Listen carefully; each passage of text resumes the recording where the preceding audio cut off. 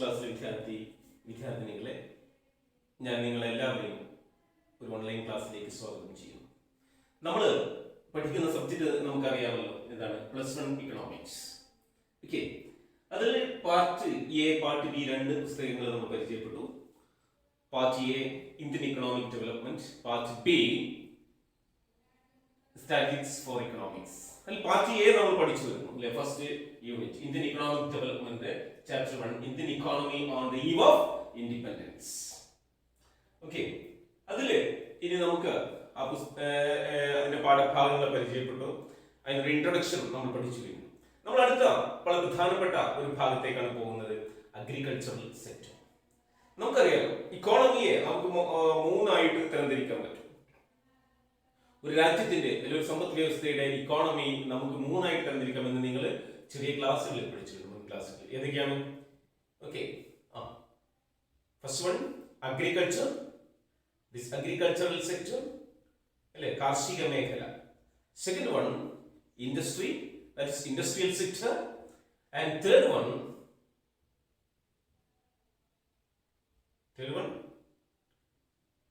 Service sector, സേവന മേഖല അല്ലെ. കാർഷിക മേഖല, വ്യാവസായിക മേഖല, സേവന മേഖല, ഇങ്ങനെ മൂന്നെണ്ണമായിട്ട്. അപ്പൊ ഈ ബ്രിട്ടീഷ് ഭരണകാലത്ത് നമുക്ക് ഈ മൂന്ന് മേഖലകളിലൂടെയും പഠിച്ചു വരാനുണ്ട്. അപ്പൊ ആദ്യം നമ്മൾ അഗ്രികൾച്ചർ സെക്ടർ, പ്രൈമറി സെക്ടർ, പ്രാഥമിക മേഖല എന്ന് പറയും. ഇൻഡസ്ട്രിയൽ സെക്ടറിനെ ദ്വിതീയ മേഖല എന്ന് പറയും. സർവീസ് സെക്ടറിനെ തൃതീയ മേഖല എന്നും പറയും. ഓക്കെ, അപ്പൊ ഇത്തരത്തിലുള്ള ആദ്യത്തെ ഒരു സെക്ടറാണ് നമ്മൾ പഠിക്കാൻ പോകുന്നത്, that is agricultural sector during the British period അല്ലെ. ബ്രിട്ടീഷുകാരുടെ സമയത്താണ് നമ്മൾ പഠിക്കുന്നത്. ഓരോരോ പ്രത്യേക സമയമാണ്. ബ്രിട്ടീഷുകാരുടെ സമയം കഴിഞ്ഞ് 947 നമ്മൾ ഇന്ത്യ സ്വതന്ത്രമായി 950 വരെ ഏകദേശം ബ്രിട്ടീഷ് നമ്മുടെ സ്വതന്ത്രമാകുന്ന ആ സമയം വരെ നമ്മൾ ഈ യൂണിറ്റ് പഠിക്കുന്നു. 950 മുതൽ നമ്മൾ വേറെ അടുത്ത യൂണിറ്റിൽ പഠിക്കും, നയങ്ങളിൽ നമുക്കുള്ള മാറ്റങ്ങൾ. ഓക്കെ, അപ്പൊ നമുക്ക് agriculture sector during the British period എന്നുള്ളതിലേക്ക് വരാം. What is the heading of this agriculture sector during the British period? എന്തായിരുന്നു ഇന്ത്യയുടെ ജനങ്ങളുടെ പ്രധാനപ്പെട്ട തൊഴിൽ? കൃഷിയായിരുന്നു അല്ലെ. കാരണം ഇന്ത്യയിലെ ജനങ്ങളിൽ ഭൂരിഭാഗവും ഗ്രാമങ്ങളിലാണ് ജീവിക്കുന്നത്. അതുകൊണ്ട് തന്നെ അവർ കൃഷിയായിട്ട് ബന്ധപ്പെട്ടിരിക്കും. നേരിട്ട് കൃഷി ചെയ്യുന്നവരാകാം, അല്ലെങ്കിൽ നേരിട്ടല്ലാതെ കർഷകരെ സഹായിക്കുന്ന ജോലികളിൽ ഏർപ്പെട്ടവരാകാം. So India remained a predominantly agrarian economy during the British rule. അല്ലെ, ബ്രിട്ടീഷ് ഭരണ സമയത്ത് ഇന്ത്യ മുഴുവനും എന്താണ്, ഒരു കാർഷിക സമ്പദ് വ്യവസ്ഥയായിരുന്നു പ്രധാനമായിട്ടും. Because the 85% of the population lived in villages. കാരണം എന്താണ്? 85% ആളുകളും ജീവിക്കുന്നത്, അവർ താമസിക്കുന്നത് ഗ്രാമങ്ങളിലാണ്.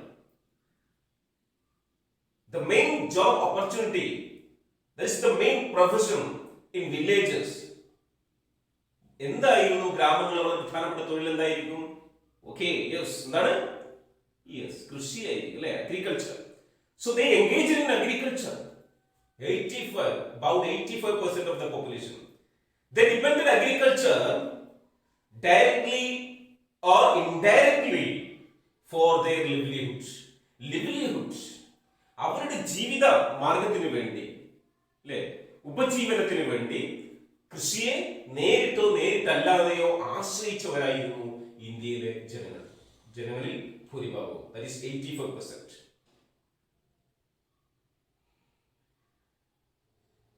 ഓക്കെ, അപ്പോ നമുക്ക് പറയാം, ശരിക്കും കൃഷി എന്ന് പറയുന്നവരുടെ തൊഴിലാണോ? ശരിക്ക് അവരതിനൊരു തൊഴിലായിട്ടാണോ കണ്ടത്, ഒരു ജോലിയായിട്ട്? നോ, ഒരു തൊഴിലല്ല. That is not only a profession, more than a profession. Agriculture was a way of life for them. Agriculture, കൃഷി എന്ന് പറയുന്നത് അവരുടെ ജീവിതമാർഗമായിരുന്നു. തൊഴിൽ എന്നതിനെ പറയാൻ പറ്റില്ല, ജീവിതമാർഗത്തിൽ അവർ തൊഴിൽ ചെയ്തു വന്നു എന്ന് പറഞ്ഞാൽ അവർ നാളത്തേക്കുള്ള സമ്പാദ്യം ഉണ്ടാക്കണമെന്നല്ല മുഴുവൻ കർഷകർ കരുതിയിരുന്നത്. അവരവരുടെ തൊഴിൽ ചെയ്ത്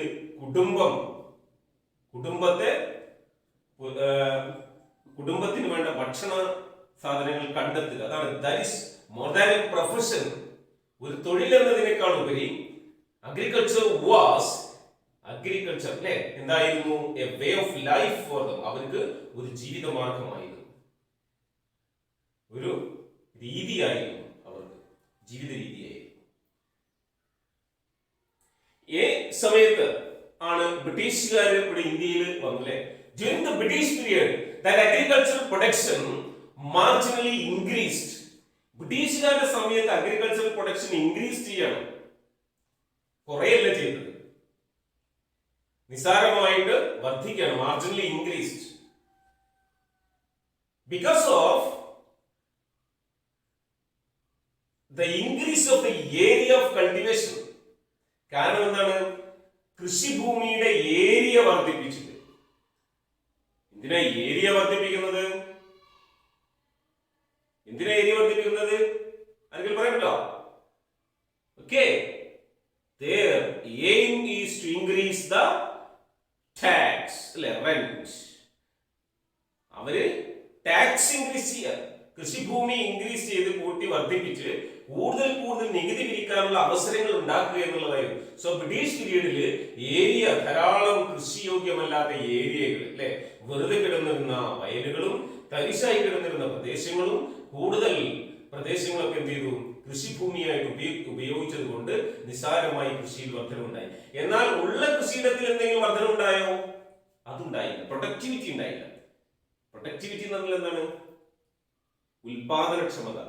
നേരത്തെ 10 പ്രോഡക്റ്റുകൾ ഉൽപ്പാദിപ്പിക്കുന്ന സമയത്ത് അവിടെ 20 പ്രോഡക്റ്റ് അടുത്ത പ്രൊഡക്ഷനിൽ ഉൽപ്പാദിപ്പിക്കണമെങ്കിൽ അവിടെ പ്രൊഡക്ടിവിറ്റി കൂടി, അല്ലെ, വീണ്ടും അടുത്തതിൽ വീണ്ടും കൂടും. അപ്പൊ ഇങ്ങനെ കൂടി വരുന്ന പ്രൊഡക്ടിവിറ്റി. എന്നാൽ ബ്രിട്ടീഷുകാരുടെ സമയത്ത് ഉള്ള വയലുകളിൽ ഉൽപാദനം കൂട്ടുകയല്ല അവർ ചെയ്തത്.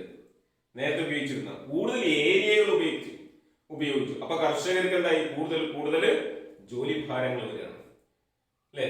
സോ അങ്ങനെ കുറച്ചു എന്തായാലും കൃഷിയിൽ കുറച്ച് വർധന ഉണ്ടായിരുന്നു, ഏരിയ വർധന ഉണ്ടായി. ഓക്കെ, എന്തായാലും ബ്രിട്ടീഷുകാരുടെ സമയത്ത് എന്താണ്? During the British period, agriculture was stagnant. Sometimes it was worsened. It worsened sometimes. ബ്രിട്ടീഷുകാരുടെ സമയത്ത് കൃഷി എന്ന് പറയുന്നത് വളരെയധികം നിശ്ചലാവസ്ഥയിലാണ്, സ്റ്റാഗ്നന്റ്, ഒരു സ്തംഭനാവസ്ഥയായിരുന്നു. എന്നാൽ അതിന് പുരോഗതി ഇല്ലാത്തൊരവസ്ഥ. പല സമയത്തും എന്തായി? അത് വളരെ മോശമായി, വേഴ്സൻഡ്, വളരെയധികം പരിതാപകരമായ, പലപ്പോഴും അത് വഷളായ രീതിയിലായി, വേഴ്സൻഡ്, അല്ലേ. Farmers income remains low due to the poor productivity. ഉള്ള സ്ഥലങ്ങളിൽ പ്രൊഡക്ഷൻ കുറവായതുകൊണ്ട്, ഉൽപാദനക്ഷമത കുറവായതുകൊണ്ട് തന്നെ കർഷകരുടെ വരുമാനം വളരെയധികം കുറയാൻ കാരണമായി. സോ ഇങ്ങനെ സ്റ്റാഗ്നേഷൻ ഓഫ് അഗ്രികൾച്ചർ, ബ്രിട്ടീഷുകാരുടെ പീരീഡിലുള്ള അഗ്രികൾച്ചറിന്റെ ഏറ്റവും പ്രധാനപ്പെട്ട പ്രത്യേകത എന്താണ്? സ്റ്റാഗ്നേഷൻ. അപ്പൊ സ്റ്റാഗ്നേഷൻ എന്നുള്ളത് എന്താണ്? നിങ്ങളുടെ പരീക്ഷയിൽ ചോദിക്കും. What you mean by stagnation? During the British rule, agriculture stagnated. Often it worsened. വളരെ വഷളായ രീതിയിൽ, സ്തംഭനാവസ്ഥയിൽ കൃഷി ആയി. എങ്ങനെയാണ് stagnation? What is the stagnation? The farmer's income remains low because of the low productivity. Poor productivity. Agrarian system and policies. അപ്പോൾ നമുക്ക് അടുത്ത പോയിന്റിലേക്ക് വരാം, അല്ലേ. എന്താണ് അടുത്ത പോയിന്റ്? നമ്മൾ പഠിക്കാൻ പോകുന്നത് സ്റ്റാഗ്നേഷൻ ഓഫ് അഗ്രികൾച്ചർ. സ്റ്റാഗ്നേഷൻ കേട്ടോ, സ്റ്റാഗ്നേഷൻ. എന്താണ് സ്റ്റാഗ്നേഷൻ? അഗ്രികൾച്ചർ സ്തംഭനാവസ്ഥയിലാകാനുള്ള കാരണം. ദ ബ്രിട്ടീഷ് അഗ്രേറിയൻ സിസ്റ്റം, ബ്രിട്ടീഷുകാര് അവരുടെ സമ്പ്രദായങ്ങൾ, അല്ലെ, അവരുടെ സിസ്റ്റം, സമ്പ്രദായങ്ങൾ, ആൻഡ് പോളിസീസ്, അല്ലെങ്കിൽ അവരുടെ നയങ്ങൾ, സമ്പ്രദായങ്ങളും നയങ്ങളും followed and it created stagnant in agriculture. അതാണ് അഗ്രികൾച്ചറിൽ സ്റ്റാഗ്നേഷൻ ഉണ്ടാവാനുള്ള വളരെ പ്രധാനപ്പെട്ട കാരണം. So it also created the indebted peasantry and landless laboring class. ബ്രിട്ടീഷുകാരുടെ കടുത്ത ചൂഷണം, അല്ലെ, അമിതമായിട്ട് നികുതി പിരിക്കുക, അല്ലെ. സ്റ്റാഗ്നേഷനിൽ എന്തൊക്കെ ഉണ്ടായത്? ഇൻഡക്റ്റഡ് പെസൻട്രി, കടബാധിതരായിട്ടുള്ള കർഷക സമൂഹം ക്രിയേറ്റ് ചെയ്തു, ഉണ്ടായി എന്നതാണ്. ആൻഡ് ലാൻഡ്ലെസ് ലേബറിംഗ് ക്ലാസ്, ഭൂരഹിതരായിട്ടുള്ള കർഷക സമൂഹവും ഉണ്ടായി. എന്ന് പറഞ്ഞാൽ കർഷകരുടെ ഭൂമിയൊക്കെ മറ്റാരുടെയെങ്കിലും കൈകളിലേക്ക് പോയി, അവർ വിൽക്കേണ്ടി വന്നു, അല്ലെങ്കിൽ അവർ കടബാധിതരായപ്പോൾ കർഷക ഭൂമി വിൽക്കേണ്ടി വന്നു, അമിതമായിട്ടുള്ള നികുതി പിരിവ്, അല്ലേ? അപ്പോ സ്വന്തം ആവശ്യങ്ങൾക്ക് പണം കണ്ടെത്താതെ വരുമ്പോ ഭക്ഷ്യ പദാർത്ഥങ്ങൾ കിട്ടുന്നത് കുറയും. അതുകൊണ്ട് തന്നെ സമൂഹത്തിൽ എന്തുണ്ടായിരിക്കും? ഡെത്ത്സ്, മരണങ്ങൾ കൂടാൻ കാരണമാകും. എന്താ കാരണം? മരണം കൂടാനുള്ള കാരണം ത്രൂ മാൽന്യൂട്രീഷൻ, പോഷകാഹാരക്കുറവ്, ഫമൈൻസ്, ക്ഷാമം, അല്ലെ? ഭക്ഷ്യക്ഷാമവും പോഷകാഹാരത്തിന്റെ കുറവും എല്ലാം കൂടി എന്തായി? മരണങ്ങൾക്ക് കാരണമായി. ആൻഡ് എപ്പിഡമിക്സ്, പകർച്ചവ്യാധികൾ, അല്ലെ? ഇതൊക്കെയായിരുന്നു these were the result of the stagnation, these agricultural British policies. The basic policy of British was to extract land revenue. ബ്രിട്ടീഷുകാരുടെ നയം എന്താണ്? To extract land revenue. That's whether the peasantry could pay or not. ഈ കർഷകർക്ക് അടക്കാൻ കഴിയുമോ ഇല്ലയോ എന്നൊന്നും നോക്കാതെ നികുതി അങ്ങനെ വർദ്ധിപ്പിക്കാം. They extract, they increased the tax, they increased the land revenue. Then what happened to the farmers, peasantry? Yes, they could not pay the land revenue. Then they did the sale of land to pay the tax, അല്ലേ? അങ്ങനെ അവര് നികുതി അടക്കാൻ വേണ്ടി, land revenue was encouraged, ആ നികുതി അടക്കാൻ വേണ്ടിയിട്ട് അവര് അവരുടെ കൃഷിഭൂമി കിട്ടിയ വിലക്ക് വിൽക്കാൻ നിർബന്ധിതരായി. അതാണ് സ്റ്റാഗ്നേഷൻ, അല്ലെ? കർഷകരുടെ വളരെ ബുദ്ധിമുട്ടായിട്ടുള്ള അവസ്ഥകൾ. കാർഷിക രീതിയിൽ കർഷകർക്ക് യാതൊരുവിധ പ്രോത്സാഹനവും ലഭിക്കാതെ, പ്രൊഡക്ടിവിറ്റി ഇല്ലാത്ത, കൃഷിയിൽ യാതൊരു പ്രൊഡക്ടിവിറ്റിയും ഇല്ലാത്തൊരവസ്ഥ. Revenue collection increased and prices of food grain declined. Revenue collection increased, നികുതി നന്നായി പിരിച്ചു. But the prices of food grains declined. പക്ഷേ കർഷകർ ഉണ്ടാക്കുന്ന ഭക്ഷ്യധാന്യങ്ങളുടെ വില വളരെ താഴ്ന്നു. അവർക്ക് തുച്ഛമായ വിലയ്ക്ക് വിൽക്കേണ്ടി വന്നു. അതുകൊണ്ട് തന്നെ അവർക്ക് നികുതി അടക്കാനും എല്ലാത്തിനും പ്രയാസമായി. റൂറൽ ഇൻഡപ്റ്റഡ്നെസ്, അല്ലെ? ഗ്രാമങ്ങളിലുള്ള ആളുകളൊക്കെ കടത്തിലായി. റൂറൽ ഇൻഡപ്റ്റഡ്നെസ് പ്രധാനമായിട്ടും കർഷകരാണല്ലോ, 85%, അവരൊക്കെ കടത്തിലായി. Rural indebtedness increase and the rural economy depressed. This collapsed. Rural economy depressed. ഗ്രാമീണ സമ്പദ് വ്യവസ്ഥ തന്നെ തകർന്നു പോയി. ഗ്രാമങ്ങളിലുള്ള ആളുകളൊക്കെ കടബാധിതരായി. ഗ്രാമങ്ങൾക്ക് ഉണർവെല്ലാം നഷ്ടപ്പെട്ടു പോയി. ഒരു സാമ്പത്തികപരമായിട്ടുള്ള ഭദ്രത ഇല്ലാതായി, അല്ലേ? So direct appropriation of agriculture surplus was the soul of the British rule. ഇവിടെ ബ്രിട്ടീഷുകാരുടെ പ്രധാനമായിട്ടുള്ള ലക്ഷ്യം കൃഷിയിൽ നിന്ന് നേരിട്ട് നേട്ടമുണ്ടാക്കി എടുക്കുക എന്നുള്ളതായിരുന്നു. അതിലേക്ക്, കൃഷിയിലേക്ക് എന്തെങ്കിലും ചെയ്യാനല്ല, അല്ലെങ്കിൽ കൃഷിയുടെ പുരോഗതിക്ക് വേണ്ടി എന്തെങ്കിലും ചെയ്തു കൊടുക്കുക, കർഷക സമൂഹത്തിന് വേണ്ടി എന്തെങ്കിലും ചെയ്തു കൊടുക്കുക, കൃഷി വർദ്ധിപ്പിക്കാൻ വേണ്ടി എന്തെങ്കിലും തരത്തിലുള്ള വിത്തോ വളമോ എന്തെങ്കിലും കർഷകർക്ക് കിട്ടാനുള്ള മാർഗങ്ങൾ ചെയ്തു കൊടുക്കുക എന്നല്ല. എന്താണ് അവർക്കുള്ളത്? അവർക്ക് നികുതി കിട്ടുക എന്നുള്ള, കർഷകർ എങ്ങനെയെങ്കിലും ജോലി ചെയ്യട്ടെ, പക്ഷെ അവർക്ക് നികുതി കിട്ടണം. So its direct consequence was to impoverishment of the peasantry and stagnation of the rural economy. ഇതാണ് കർഷകരെ അതിവിപത്തായിട്ടുള്ള ദാരിദ്ര്യത്തിലേക്കും, അല്ലേ? ദാരിദ്ര്യത്തിലേക്കും അതേ രീതിയിൽ കൃഷി സ്തംഭനാവസ്ഥയിലേക്കും റൂറൽ ഇക്കോണമി സ്തംഭനാവസ്ഥയിലേക്കും നയിക്കാനുണ്ടായ കാരണം. So agricultural productivity remains low. കാർഷിക ഉൽപാദനക്ഷമത വളരെ താഴ്ന്നു തന്നെ നിൽക്കുകയായിരുന്നു, അല്ലേ? Farmers' income remains low due to low productivity. കർഷകരുടെ വരുമാനവും വളരെ കുറവാണ്, കാരണം ഉൽപാദനം കുറവല്ല, ഉൽപാദനക്ഷമതയില്ലല്ലോ, ഉൽപാദനം വളരെ കുറവാണ്. അതുകൊണ്ട് തന്നെ കർഷകർക്കുള്ള വരുമാനവും കുറവായിരിക്കും. അപ്പൊ നമുക്കിവിടെ ഈ വാട്ട് ഈസ് സ്റ്റാഗ്നേഷൻ, ഉൽപാദനം കുറഞ്ഞ് പ്രൊഡക്ടിവിറ്റി കുറഞ്ഞ റൂറൽ പീപ്പിൾ ഇൻഡിപെൻഡൻസിലായുള്ള നികുതി വർദ്ധിപ്പിച്ച് ബ്രിട്ടീഷുകാരുടെ കഷ്ടപ്പാടിൽ ജീവിച്ച് കാർഷിക മേഖല തളർന്നു കിടക്കുന്ന ആ agrarian system and policies followed by the British created the stagnation. അതാണ് സ്റ്റാഗ്നേഷൻ എന്ന് പറയുന്നത്. അപ്പൊ ഈ എന്താണ് ഈ സ്റ്റാഗ്നേഷൻ എന്നുള്ളത് നിങ്ങൾക്ക് അങ്ങനെ എഴുതാം. പക്ഷെ ഈ സ്റ്റാഗ്നേഷന്റെ റീസൺ എന്താണ്? അതാണ് നമ്മൾ അടുത്ത പഠിക്കാൻ പോകുന്നത്. എന്താണ് reasons for stagnation in agriculture? കാർഷിക മേഖലയിലുണ്ടായ ഈ സ്റ്റാഗ്നേഷന്റെ കാരണങ്ങൾ ഏറ്റവും പ്രധാനപ്പെട്ട. അപ്പൊ ഓരോന്നായിട്ട് നോക്കാം. First one, exploitative land settlement system. എന്താണ്? ചൂഷണപരമായിട്ടുള്ള ലാൻഡ് സെറ്റിൽമെന്റ് സിസ്റ്റം, ഭൂ സംവിധാനങ്ങൾ, ഭൂമി കൈവശ സംവിധാനങ്ങൾ. രണ്ടാമത്, low level of technology. Third one, the low level of or the negligible use of fertilizers.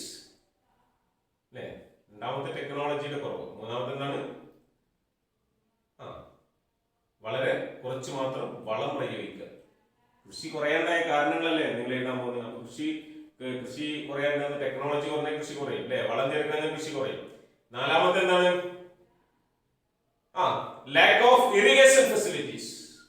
Lack of irrigation facilities എന്താണ്? ജലസേചന സൗകര്യം. കൃഷിക്ക് വേണ്ടല്ലേ, മഴയെ മാത്രം ആശ്രയിച്ചിരുന്നാൽ പോരല്ലോ, ജലസേചന സൗകര്യങ്ങൾ. Then fifth one, commercialization of agriculture. കൃഷിയുടെ വാണിജ്യവൽക്കരണം. Sixth one, partition of India in 1947. സ്വാതന്ത്ര്യം കിട്ടിയ സമയത്ത് ഇന്ത്യ വിഭജിച്ചു, ഇന്ത്യയും പാകിസ്ഥാനുമായി, അല്ലെ? അതും കാർഷിക മേഖല സ്തംഭനാവസ്ഥയ്ക്കുള്ള കാരണങ്ങളാണ്. അപ്പോൾ വളരെ പ്രധാനമായിട്ടുള്ള ഈ 6 കാരണങ്ങൾ നിങ്ങൾ നോട്ട് ചെയ്ത് വെക്കുക. ഏറ്റവും പ്രധാനപ്പെട്ട ഒരു ചോദ്യമായിട്ട് നിങ്ങൾ അതിനെ കാണണം കേട്ടോ. ഓക്കെ, ഇനി നമുക്ക് ഇതിന്റെ ചെറിയൊരു എക്സ്പ്ലനേഷൻ നമുക്ക് നോക്കാം. ഫസ്റ്റ് വൺ എന്തായിരുന്നു? Exploitative land settlement system. ഇതാണ് ഏറ്റവും പ്രധാനപ്പെട്ട കാരണം സ്തംഭനാവസ്ഥയ്ക്കുള്ള.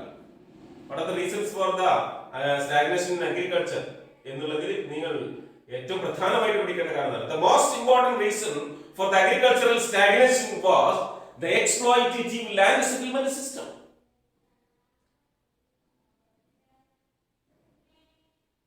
What are the exploitative land settlement systems existed in India during this period? Mainly the zamindari system. That was the prominent form of land settlement. Land settlement ഏറ്റവും പ്രധാനപ്പെട്ട രൂപം zamindari system ആയിരുന്നു.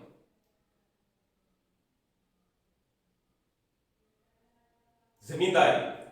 This was implemented by the British. അല്ലെ, ബ്രിട്ടീഷുകാരാണ് ഇത് കൊണ്ടുവന്നത്. എവിടെയാണ് ഇത് കൊണ്ടുവന്നത്? ആദ്യമായിട്ട് തന്നെ ഇത്തരത്തിലുള്ള system in Bengal. Bengal presidency. Bengal പ്രസിഡൻസിയിൽ ബ്രിട്ടീഷുകാരാണ് കൊണ്ടുവന്നത്. ഇതിന്റെ വിശദമായിട്ട് ഇതിന്റെ കുറച്ച് കാര്യങ്ങൾ അടുത്തൊരു വീഡിയോയിൽ നമ്മൾ പഠിക്കും. അപ്പൊ ഇപ്പൊ ഇത് നോക്കി നോക്കുക. ബംഗാൾ പ്രസിഡൻസിയിൽ ആദ്യമായിട്ട് ബ്രിട്ടീഷുകാർ വന്നു. എന്താണ് ഇതിന്റെ under the zamindari system, the zamindars were the owners of the land. Who is the owners of this of land in this system? zamindars എന്ന് പറഞ്ഞാൽ ആരാണ് ശരിക്കും?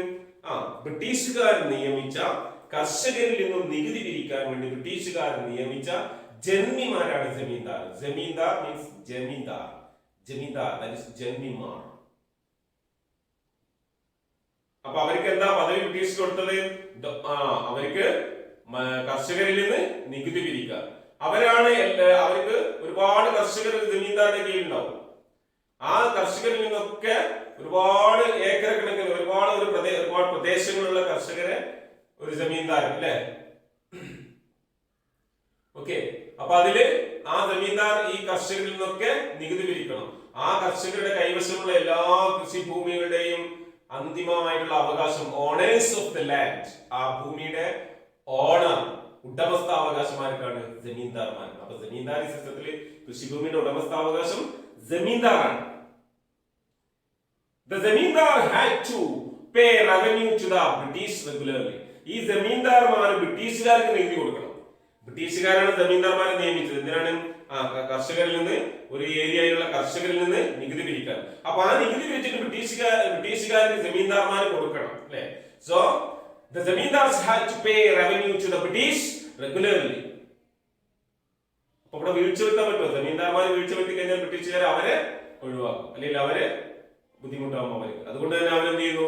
Failure in revenue payment resulted zamindars losing their land. ആ ലാൻഡിലുള്ള അവർക്ക് കൊടുത്ത ഒരു വലിയ പ്രദേശങ്ങൾ, അല്ലെ, കണ്ണെത്താത്ത ദൂരത്തുള്ള പ്രദേശങ്ങളുടെ ഓണറാണ് അയാൾ, വലിയൊരു അവകാശം കൊടുത്തിരിക്കുകയാണ്.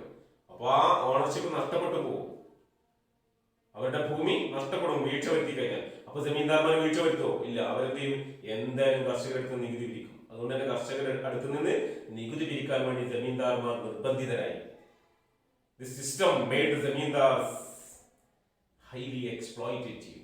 ഇങ്ങനെ നിർബന്ധിതരായ ഈ സമ്പ്രദായം ജമീന്ദാർമാര് വളരെയധികം ചൂഷണം ചെയ്യുകയും ചെയ്തു, അല്ലെ? ബ്രിട്ടീഷുകാർ കൊടുത്ത അവകാശം ഉപയോഗിച്ച് അവര് പാവപ്പെട്ട കർഷകരെ ചൂഷണം ചെയ്തു. ബ്രിട്ടീഷുകാർ കൊടുത്ത അവകാശങ്ങൾ അവർക്ക് പിന്മാറാനും പറ്റില്ല.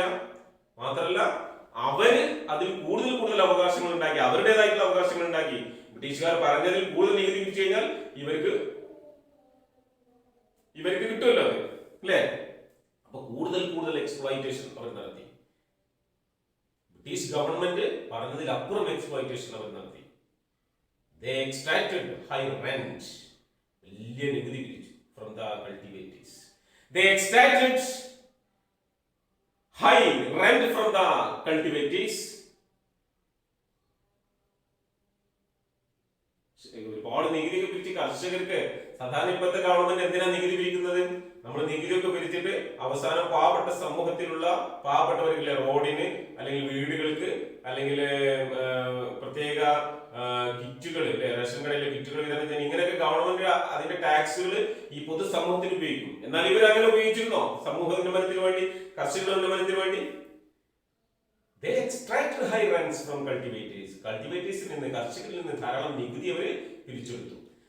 They did nothing to improve the condition of agriculture. കൃഷിയുടെ അവസ്ഥ മെച്ചപ്പെടുത്താൻ അവരൊന്നും ചെയ്തില്ല. കൃഷി കർഷകർ അങ്ങനെ വയലുകളിൽ ജോലി ചെയ്തുണ്ടാക്കണം. They did nothing to improve the condition of agriculture or to improve the cultivators, peasants, poor peasants. പാവപ്പെട്ട കർഷകരുടെയോ കൃഷിയിടത്തിന്റെയോ ഉന്നമനത്തിന് വേണ്ടിയിട്ട് അവരൊന്നും ചെയ്തില്ല. So irrespective whether the crop was good or bad, they exploited cultivators. ഇനി കാലാവസ്ഥ കൊണ്ട് കൃഷി നഷ്ടപ്പെട്ടു പോയാലോ, അവർക്ക് കൃഷി പാട്ടം അടക്കാൻ കഴിയുമോ ഇല്ലയോ എന്നൊന്നും നോക്കിയില്ല. വലിയ ഒരു റെന്റ് കർഷകർ കൊടുക്കേണ്ടി വന്നു. ചിലപ്പോൾ കൃഷി ഫ്ലഡ് കൊണ്ടോ അല്ലെങ്കിൽ വരൾച്ച കൊണ്ടോ കൃഷി നഷ്ടപ്പെട്ടിട്ടുണ്ടാവും. അതൊന്നും പ്രശ്നമില്ല. ഒരു പ്രദേശത്ത് നിന്ന് ഇത്ര നികുതി കിട്ടണം, ആ നികുതി പിരിക്കുക. ബാക്കിയൊന്നും പ്രശ്നമേ ആക്കാതെ അവര് ചൂഷണം ചെയ്ത് നികുതി പിരിച്ചു. അതുകൊണ്ട് എന്ത് ചെയ്തു? ഇത് ഭയങ്കര കഷ്ടപ്പാടായി, അല്ലെ കർഷകർക്ക്? This caused the great misery. This caused the great misery to the farmers and the rural population. Low level of technology used in the agriculture. അപ്പൊ അങ്ങനെ ജമീന്ദാരി സിസ്റ്റത്തെ കുറിച്ച് നമ്മൾ പഠിച്ചു. രണ്ടാമത്തെ കാരണത്തിൽ എത്തിയപ്പോ നമ്മൾ എന്താണ്? ലോ ലെവൽ ഓഫ് ടെക്നോളജി, അല്ലെ? വളരെ മോശമായിട്ടുള്ള ടെക്നോളജി, പഴഞ്ചൻ സാങ്കേതിക വിദ്യ കൊണ്ടായിരുന്നു ഈ കൃഷിഭൂമിയിലൊക്കെ കൃഷി ചെയ്തിരുന്നത്. ബ്രിട്ടനിലൊക്കെ വളരെ വ്യവസായങ്ങളിലൊക്കെ നല്ല മെഷീനറികളൊക്കെ ഉപയോഗിച്ച് അവർ ഉത്പാദനം നടത്തിയപ്പോ ഇന്ത്യൻ കൃഷിയിടത്തിലേക്ക് അത്തരത്തിലുള്ള ഒരു ട്രാക്ടറുകളോ ടില്ലറുകളോ പമ്പ് സെറ്റുകളോ ഇത്തരത്തിലുള്ള ടെക്നോളജി ഒന്നും വികസിപ്പിക്കാൻ അവർ തയ്യാറായില്ല. ഇന്ത്യൻ കർഷകരെ എപ്പോഴും മാനം നോക്കി നിൽക്കേണ്ട അവസ്ഥയായിരുന്നു, അല്ലെ? മഴ പെയ്യുമോ എന്ന്. മഴ പെയ്താൽ മാത്രമേ വിത്തിറക്കാൻ പറ്റുള്ളൂ, അല്ലെങ്കിൽ അവർക്ക് കൃഷി ചെയ്യാൻ പറ്റുള്ളൂ. അപ്പൊ അത്രയും മഴയെ ആശ്രയിച്ചുകൊണ്ട് അല്ലെങ്കിൽ ദൂര സ്ഥലങ്ങളിലുള്ള നീർച്ചാലുകളിൽ കഷ്ടപ്പെട്ട് ജോലി ചെയ്യണം, അല്ലേ? ലോ ലെവൽ ഓഫ് ടെക്നോളജി, പഴഞ്ചൻ കാള ഉപയോഗിച്ച് പഴഞ്ചൻ രീതിയിലുള്ള കാളകൾ ഉപയോഗിച്ച് കലപ്പ് ഉപയോഗിച്ചുള്ള ആ കാർഷിക സമ്പ്രദായത്തിൽ നിന്ന് ഒരു മാറ്റം ഉണ്ടായില്ല, ഒരു ടെക്നോളജിയും വികസിപ്പിച്ചില്ല. അതാണ് അടുത്ത പോയിന്റ്. എന്തായിരുന്നു? That's the negligible use of fertilisers. നല്ല വളങ്ങള് ഉപയോഗിച്ചില്ല, അല്ലെ? വളങ്ങളും അവഗണിക്കപ്പെട്ടു. വളങ്ങളുടെ ഉപയോഗം, കൃഷിയിലേക്ക് വളങ്ങൾ കിട്ടണം, പാവപ്പെട്ട കർഷകർക്ക് വളം വാങ്ങാനുള്ള ശേഷിയില്ല, അവർക്ക് ഒരു സഹായം ചെയ്തില്ല, വളങ്ങൾ എത്തിച്ചു കൊടുത്തില്ല, നല്ല രീതിയിലുള്ള മറ്റു രാസവളങ്ങളോ മറ്റോ ഉണ്ടാക്കാൻ വേണ്ടി ശ്രമിച്ചതുമില്ല, അല്ലെങ്കിൽ ജൈവവളങ്ങളോ ഒരു തരത്തിലുള്ള വളങ്ങൾക്ക് വേണ്ടിയും ശ്രമിച്ചില്ല. ഉള്ളത് കൃഷിഭൂമിയിൽ നിന്ന് കർഷകര് എങ്ങനെയെങ്കിലും ജോലി ചെയ്യട്ടെ, നികുതി പിരിക്കട്ടെ. അപ്പോൾ that is the negligible use of fertilizers. Next point എന്തായിരുന്നു? inadequate irrigation facilities. നേരത്തെ നമ്മൾ പറഞ്ഞു, അല്ലേ? ജലസേചന സൗകര്യങ്ങൾ ഒരുക്കിയില്ല, പമ്പ് സെറ്റുകളോ അല്ലെങ്കിൽ മറ്റൊരുത്തരത്തിലുള്ള ജലസേചന സൗകര്യങ്ങളോ ഡ്രെയിനേജ് സിസ്റ്റങ്ങളോ ഒന്നും ഉണ്ടാക്കിയില്ല, അല്ലേ? കർഷകർ തന്നെ കഷ്ടപ്പെട്ട് മഴയെ ആശ്രയിച്ച് കൃഷി ചെയ്യുക, അല്ലെങ്കിൽ നേരത്തെ പറഞ്ഞില്ലേ എന്താണ്, ഏതെങ്കിലും നീർച്ചാലുകൾ, വെള്ളക്കെട്ടുകൾ എവിടെയെങ്കിലും ഉണ്ടാവും, അതിൽ നിന്നൊക്കെ തോടുകൾ, കനാലുകളൊക്കെ അവർ സ്വന്തമായിട്ട് കർഷകർ അധ്വാനിച്ചുണ്ടാക്കിയിട്ട് വയലുകളിലേക്ക് എത്തിച്ച് കഷ്ടപ്പെട്ട് കടബാധിതരായിട്ട് കടം വാങ്ങിച്ച് വിത്തിറക്കി, കടമായിട്ട് വളം ഇറക്കി, അല്ലേ? ആ വിത്തിൻ വളവും അവർക്ക് എന്നും കടബാധിത കർഷകര് അവരെന്നും കഷ്ടപ്പാടാണ്, അല്ലെ? അത്തരത്തിൽ അവർ ജോലി ചെയ്യണം. സോ ഇറിഗേഷൻ ഫെസിലിറ്റീസ് ഒന്നും ഉണ്ടായില്ല. അനുയോജ്യമല്ലാത്ത, അല്ലെ, കാലാവസ്ഥ അനുയോജ്യമല്ലാത്ത രീതിയിലുള്ള ജലസേചന സൗകര്യങ്ങൾ, ഇതൊക്കെ കാർഷിക സ്തംഭനാവസ്ഥയ്ക്ക് കാരണമായതാണ്. ഇനി ഇതൊന്നും കൂടാതെ Indian agriculture was starved of investment in terracing, terrace farming. The terrace farming ഉയർന്ന പ്രദേശങ്ങളിലുള്ള കൃഷിയിൽ ഇൻവെസ്റ്റ് ചെയ്യാനും ഇന്ത്യൻ കൃഷിയിൽ ആരും തയ്യാറായില്ല. ടെറസ് ഫാമിംഗ് ഇല്ലാതെ പോയി, അതും ഒരു കാരണമാണ്. ഫ്ലഡ് കൺട്രോൾ എന്നാണ്, വെള്ളപ്പൊക്കം നിയന്ത്രിക്കാനുള്ള സംവിധാനങ്ങൾ ഏർപ്പെടുത്തിയില്ല. Drainage, canals and desalination of soil, അല്ലെ? മണ്ണിലുള്ള ഉപ്പ് ലവണങ്ങളെ നീക്കം ചെയ്യാനുള്ള മാർഗങ്ങൾ, അങ്ങനെ കൃഷിക്ക് യോഗ്യമാക്കി കൊണ്ടുവരാനുള്ള, കാർഷിക മണ്ണുകളാക്കി മാറ്റാനുള്ള അവസരങ്ങൾ, ഇതൊന്നും തന്നെ ചെയ്യാതെ കൃഷിയിൽ നിന്ന് നികുതി പിരിക്കുക മാത്രമായിരുന്നു their ultimate goal. അവരുടെ അന്തിമമായ ലക്ഷ്യം അതായിരുന്നു. ഇതെല്ലാം കാർഷിക മേഖലയെ സ്തംഭനാവസ്ഥയിലാക്കി. പിന്നെ നമ്മൾ നേരത്തെ പഠിച്ചു എന്താണ്? Commercialisation of agriculture. കൊമേഴ്സ്യലൈസേഷൻ, കൃഷിയെ വാണിജ്യവൽക്കരിക്കുക. Transition from food crops to cash crops. The agriculture became for trade. It is the agriculture products used as trade. അല്ലേ?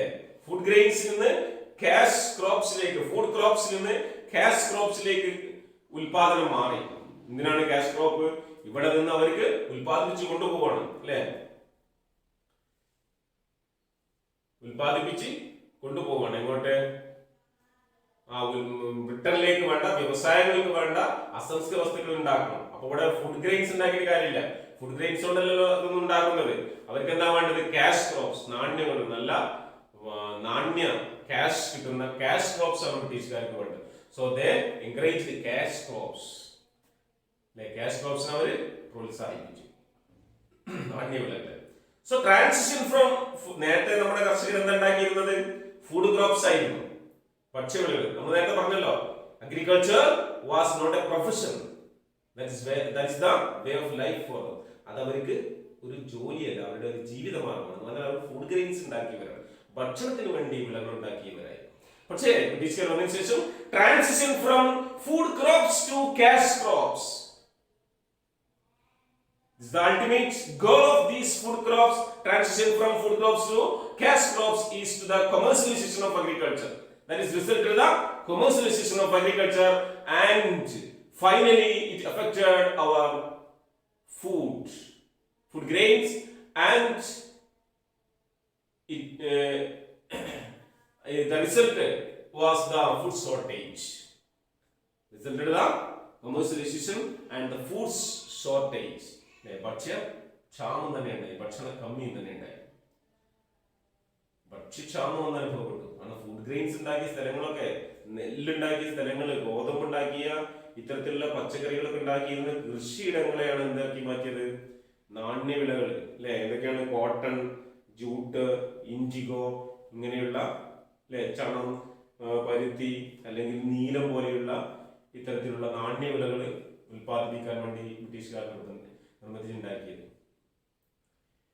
അപ്പൊ ശരിക്ക് എന്താണ്? One major cause of famine in 1866 in Bengal and Orissa was the best cultivated, best land was utilized for cultivating indigo instead of rice. നെല്ല് ഉൽപ്പാദിപ്പിച്ചിരുന്ന ബംഗാളിലെയും ഒറീസയിലെയും നെൽവയലുകൾ നീലം ഉൽപ്പാദിപ്പിക്കാൻ വേണ്ടി ബ്രിട്ടീഷുകാർ നിർബന്ധിച്ച് നീലം ഉൽപ്പാദിപ്പിച്ച് ആ നെല്ല് എന്ന് പറയുന്ന ഫുഡ് ഗ്രെയിൻസിൽ ഫുഡ് ക്രോപ്സിൽ നിന്ന് നീലം എന്ന് പറയുന്ന ക്യാഷ് ക്രോപ്സിലേക്ക് മാറി അല്ലെ, കൃഷി ഉണ്ടാക്കിയപ്പോൾ ബംഗാളിലും ഒറീസയിലും 1866 കടുത്ത ക്ഷാമം ഉണ്ടായി. ആ ക്ഷാമത്തിന്റെ കാരണം തന്നെ ഇതാണ്, കൊമേഴ്സ്യലൈസേഷൻ ഓഫ് അഗ്രികൾച്ചർ ആണ്. എന്ന് പറഞ്ഞാൽ ഫുഡ് ക്രോപ്സിൽ നിന്ന് ക്യാഷ് ക്രോപ്സിലേക്ക് മാറിയതാണ്. സോ വാട്ട് ഈസ് കൊമേഴ്സ്യലൈസേഷൻ എന്നാണ് കൊമേഴ്സ്യലൈസേഷൻ എന്നുള്ള ചോദ്യം ചോദിക്കും. Transition from food crops to cash crops and the agriculture became the British transition from food crops to cash crops resulted in the commercialization of agriculture, and the agriculture became for the trade, like കച്ചവടത്തിന് വേണ്ടി ആയിത്തീർന്നു എന്നുള്ളതാണ് കൃഷി. അതാണ് commercialisation, കച്ചവടത്തിന് വേണ്ടി ഉൽപ്പാദിപ്പിക്കുക. Production for trade, അഗ്രികൾച്ചറിന്റെ കച്ചവടത്തിന് വേണ്ടി കേട്ടോ. അപ്പൊ ഇത് ബംഗാളിലൊക്കെ ഉണ്ടായ ക്ഷാമത്തിന് പോലും കാരണമായി. അപ്പൊ ഇത് കൊമേഴ്സ്യലൈസേഷൻ എന്നുള്ള ഭാഗം പറയാൻ മനസ്സിലായല്ലോ. കൊമേഴ്സ്യലൈസേഷൻ കൃഷിയെ കച്ചവടവൽക്കരിക്കണം അല്ലെ, വാണിജ്യവൽക്കരണം ചെയ്യും. So the Indian agriculture received a major blow from the partition of India. അടുത്ത പോയിന്റ് എന്തായിരുന്നു? The partition of the country in 1947. 1947 Indian agriculture received a major blow from the partition of the country in 1947. 1947 India വിഭജനവും അല്ലെ, ഇന്ത്യയും പാകിസ്ഥാനുമായിട്ട് വിഭജിച്ചു. ഇതും എന്തായി? നമ്മുടെ സ്റ്റാഗ്നേഷന്റെ കാരണമായി. ഇതിന്റെ കാരണം എന്താണ്? A large part of India's irrigated and fertile land, നല്ല ഇന്ത്യയിലുള്ള ഫലപുഷ്ടമായ fertile land and irrigated land, ജലസേചന സൗകര്യമുള്ള ഭൂമി എവിടേക്ക് മാറി? That is went to Pakistan. പാകിസ്ഥാനിൽ വിട്ടുപോയി. അപ്പൊ ഇന്ത്യക്കത് നല്ല തിരിച്ചടി. This reduce India's agricultural output അല്ലെ, ഇത് അപ്പോ ഇന്ത്യയുടെ അഗ്രികൾച്ചറൽ ആയിട്ടുള്ള ഔട്ട്പുട്ട് കുറക്കുന്നത്. പ്രത്യേകിച്ച് ജൂട്ടില് ഇന്ത്യ ലോകത്തിൽ ഒന്നാമതായിരുന്നു ഇന്ത്യ സ്വാതന്ത്ര്യത്തിന് മുമ്പ്. കാരണം എന്താണ്? ഈ അന്നത്തെ ജൂട്ട് ഉൽപ്പാദിപ്പിക്കുന്ന വളരെ പ്രധാനപ്പെട്ട പ്രദേശങ്ങൾ പ്രധാനപ്പെട്ട പ്രദേശങ്ങളിൽ ഇന്ത്യ ജൂട്ട് ഉൽപ്പാദിപ്പിച്ചുകൊണ്ട് ജൂട്ട് ഉൽപ്പാദനത്തിൽ മൊണോപ്പൊളി ഉണ്ടായിരുന്നു. എന്നാൽ സ്വാതന്ത്ര്യത്തിന് ശേഷം ഉണ്ടായി major jute producing areas went to Pakistan. പാകിസ്ഥാനിൽ പെട്ടുപോയി വളരെ പ്രധാനപ്പെട്ട ജൂട്ട് പ്രൊഡ്യൂസിംഗ് ഏരിയാസ് ഒക്കെ, ജൂട്ട് ഉൽപ്പാദനം. ഇപ്പൊ അത് ബംഗ്ലാദേശിലാണ്. പിന്നീട് ഇന്ത്യ ആദ്യം പാകിസ്ഥാനും ഇന്ത്യയും വിഭജിച്ചു. പിന്നെ പാകിസ്ഥാൻ ഒരു യുദ്ധാനന്തരം പാകിസ്ഥാൻ എന്തായി? ബംഗ്ലാദേശ് എന്ന് പറയുന്ന മറ്റു രാജ്യം അല്ലെ. അപ്പോ ജൂട്ട് ഉൽപാദനത്തിന് വളരെ പ്രധാനപ്പെട്ട പ്രദേശങ്ങൾ പോയി പ്രധാനപ്പെട്ട കുറെ പ്രദേശങ്ങൾ ഇപ്പോൾ ബംഗ്ലാദേശിലാണുള്ളത്. അപ്പൊ അന്നത്തെ പാകിസ്ഥാൻ അതാണ് പറയുന്നത്. Okay, since major jute producing areas went to Pakistan, then the Indian jute industry was affected